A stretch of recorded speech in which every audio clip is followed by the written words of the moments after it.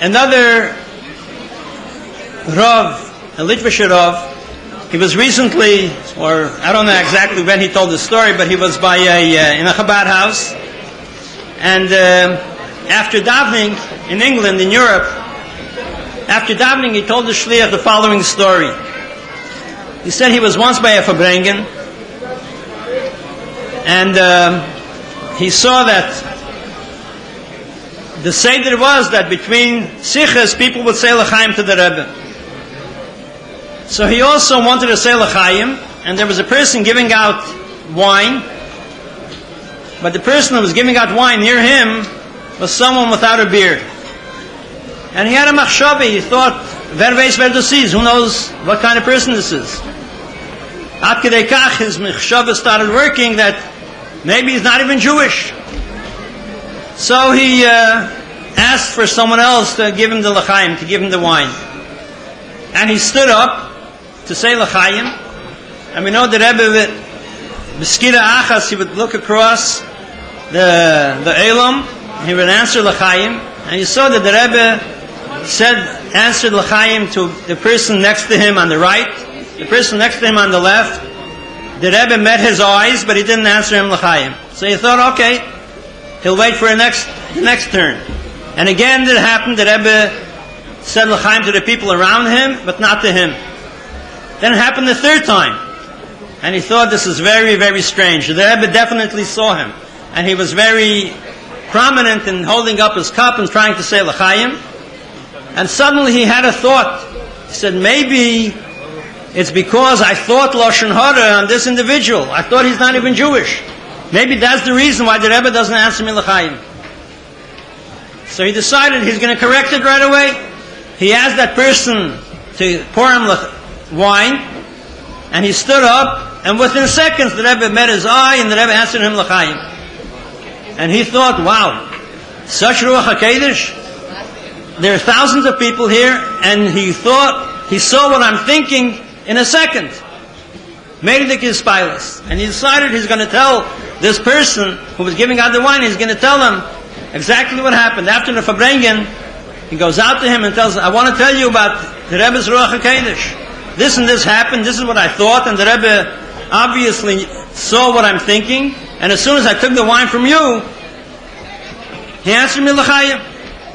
A grace Rebbe. So that person smiled and said, he has Ruach HaKodesh? Interesting. Listen to my story. And he told the following story.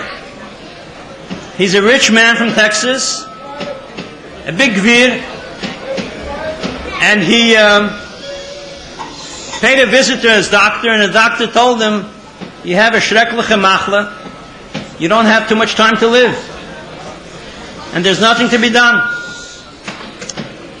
So he went, he took some vacations. When he came back, he went into the hospital, he was on monitors and so on, and the monitoring his heart, the line went flat, and he was declared a bar minan.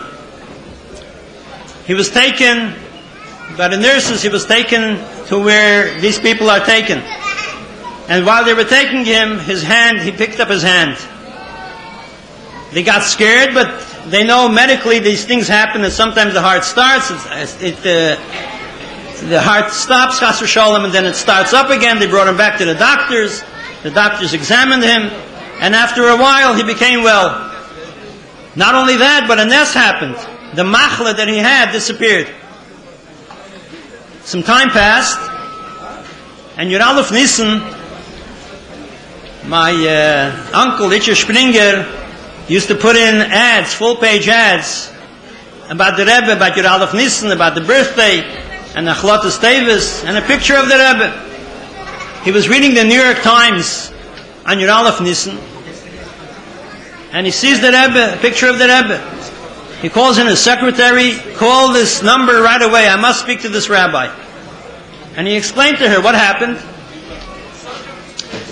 He said that when he was being taken to the morgue,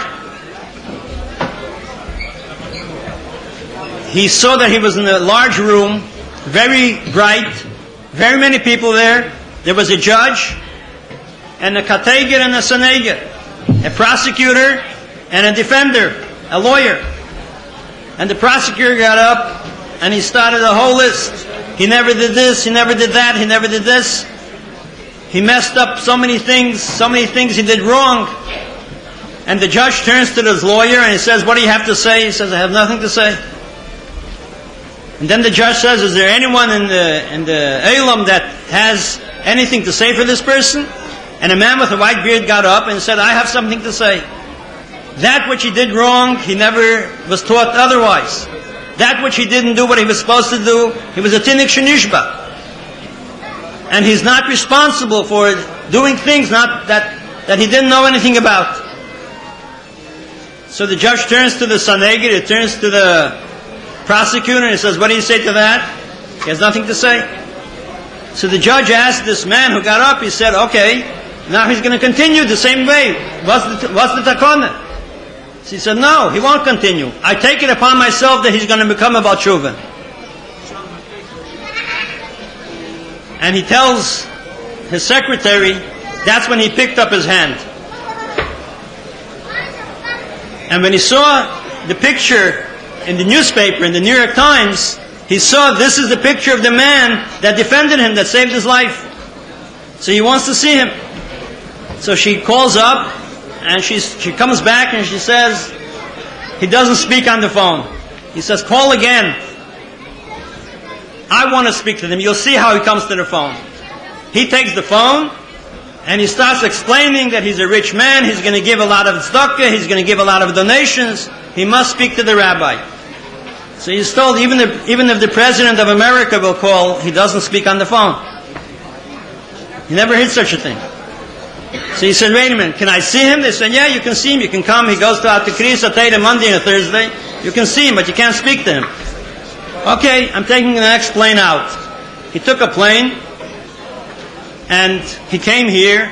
He asked how the Seder is, and he was told that the Rebbe, around 10 o'clock, the Rebbe comes out to Kriyas HaTorah on Mondays and Thursdays. So he's standing in the hallway near the Pushka, near the big Pushka, and he thinks, this is so easy. The Rebbe's going to pass by over here. There's no one here. I'm going to have a few moments with the Rebbe. Great.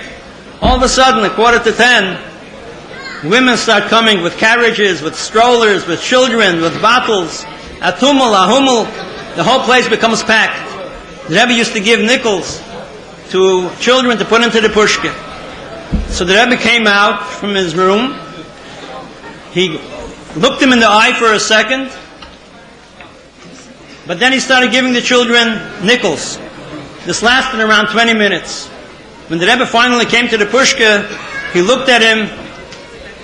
He looked him in the eye for a longer time, for several seconds, and the Rebbe said to him, what are you looking at? You know the truth, and I know the truth. And he went to Kriyas HaTorah. And he continues, so you're telling me that he's a Idei Machshavos? He also saves lives. And today, he said, now I'm a complete Baal Tshuva. So here is one dogma of the Melech, the Nasi, who wants to, he cannot tolerate, he cannot vertragen that there is someone that doesn't benefit from his pa'ulas that he does.